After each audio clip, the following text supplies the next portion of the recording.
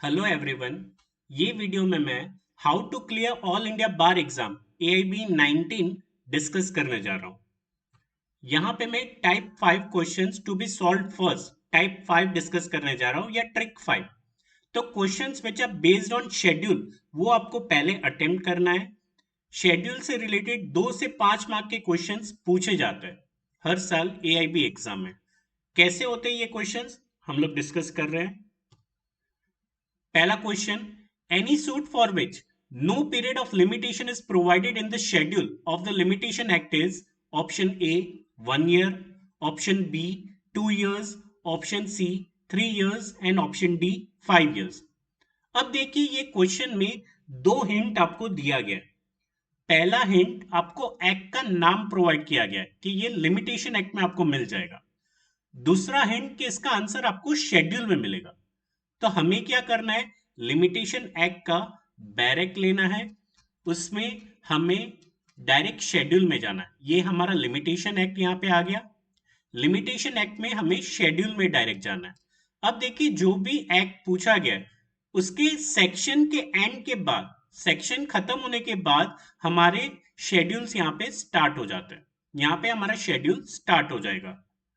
अब हमें क्वेश्चन क्या पूछा गया है, क्वेश्चन पूछा गया है कि कोई भी सूट जिसका लिमिटेशन पीरियड नहीं है तो उसका कितना लिमिटेशन पीरियड होगा। अब देखिए वही सेम चीज आपको यहाँ पे फर्स्ट कॉलम में ढूंढना है।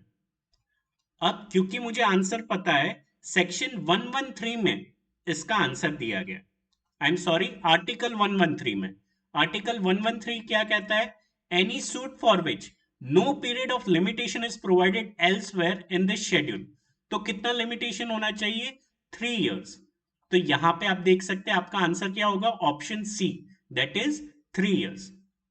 दूसरा, आपको अगर नहीं पता कि एग्जैक्टली कौन से आर्टिकल में ये है और इतना टाइम वेस्ट नहीं हो, तो आपको क्या करना है कि इसको पार्ट्स में डिवाइड किया गया।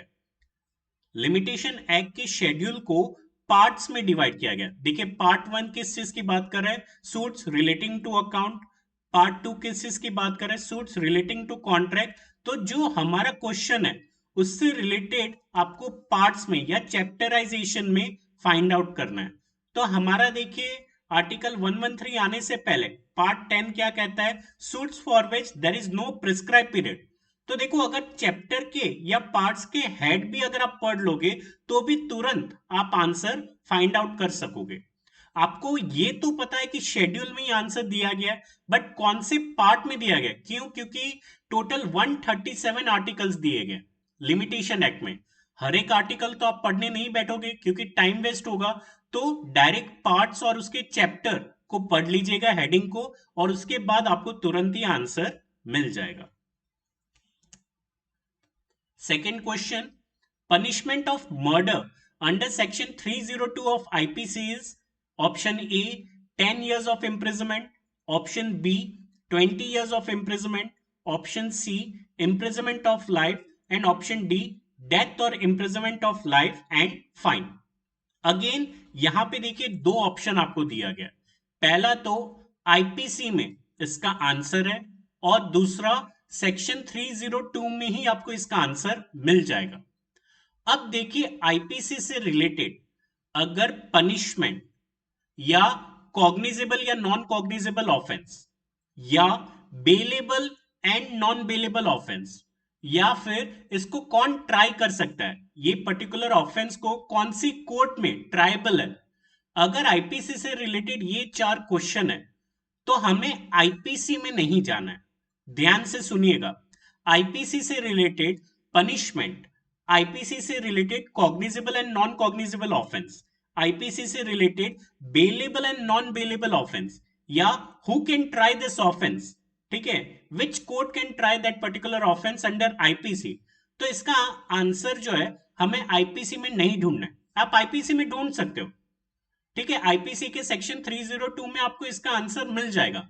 बट इसका शॉर्टकट क्या है, शॉर्टकट है कि आप सीआरपीसी में चले जाइए, आप the code of criminal procedure में चले जाइए, उसमें शेड्यूल में चले जाइए। शेड्यूल जैसे ही मैंने कहा कहां पे दिया होगा, सेक्शन जैसे ही खत्म हो जाते उसके बाद हमारा शेड्यूल यहां पे स्टार्ट हो रहा है। तो यहां पे भी देखिए हमारा शेड्यूल जो है, हमारा शेड्यूल यहां पे स्टार्ट हो रहा है। अब जैसे ही शेड्यूल स्टार्ट हो रहा है उसका हेडिंग देख लीजिए।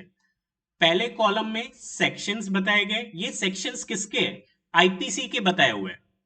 कॉलम 2 में ऑफेंसेस बताया गया कि वो पर्टिकुलर सेक्शन किस ऑफेंस को डिस्क्राइब कर रहा है। थर्ड कॉलम यहां पे पनिशमेंट की बात कर रहा है, वो पर्टिकुलर ऑफेंस का कितना पनिशमेंट है। Column 4 cognizable and non cognizable offence की बात कर रहा है कि ये ऑफेंस जो है वो कॉग्निजेबल है या नॉन कॉग्निजेबल।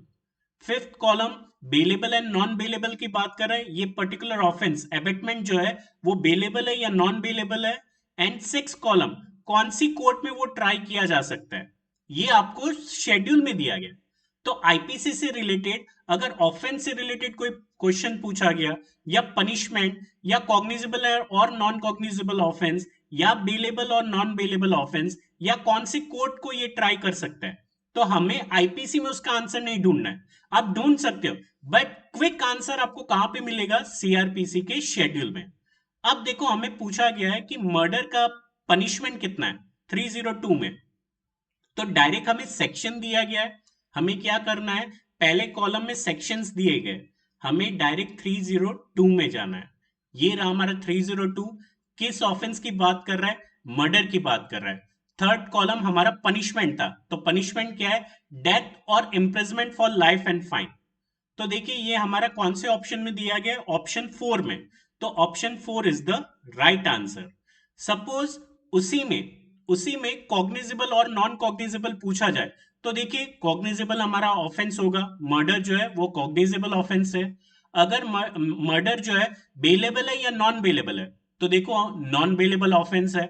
मर्डर कौन सी कोर्ट में ट्राई किया जा सकता है? तो कोर्ट ऑफ सेशन में मर्डर का ट्रायल किया जा सकता है।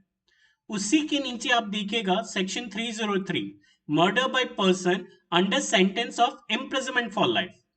तो जहां पे भी डिक्टो दिया गया, आप यहां पे देख सकते हैं, डिक्टो mean same to same.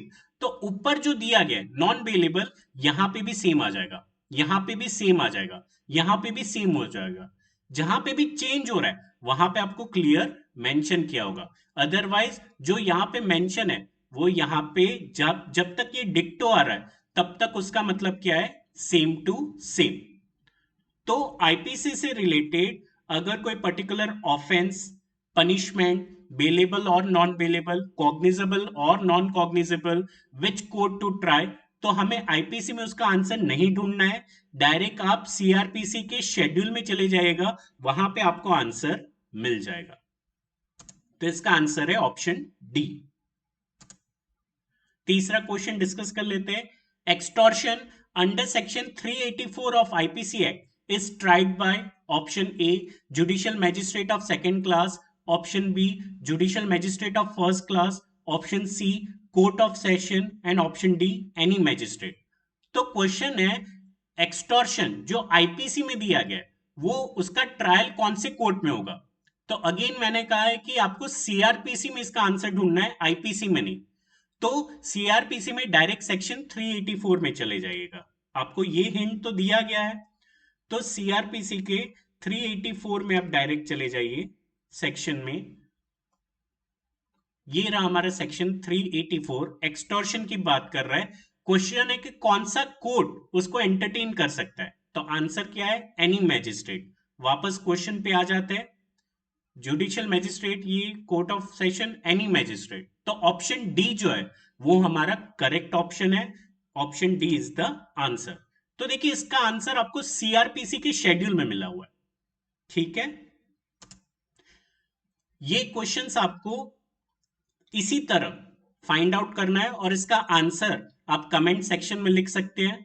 Question 1, punishment of theft under section 379 of IPC is option A imprisonment for 1 year or fine or both, option B imprisonment for 2 years or fine or both, option C imprisonment for 3 years or fine or both, and option D imprisonment for 5 years or fine or both।